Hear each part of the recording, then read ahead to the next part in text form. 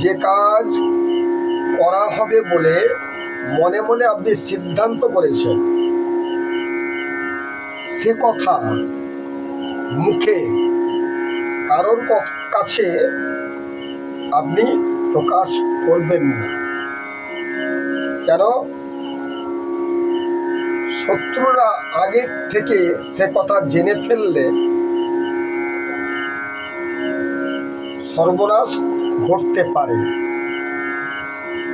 কিংবা মনের কথা বড়াই করে প্রকাশ করার পর যদি সেই কাজ সফল না হয়, তবে ওই লোকেরা অন্যান্য লোকের কাছে উপহাস্য পাত্রী হয়ে আপনি যাবেন।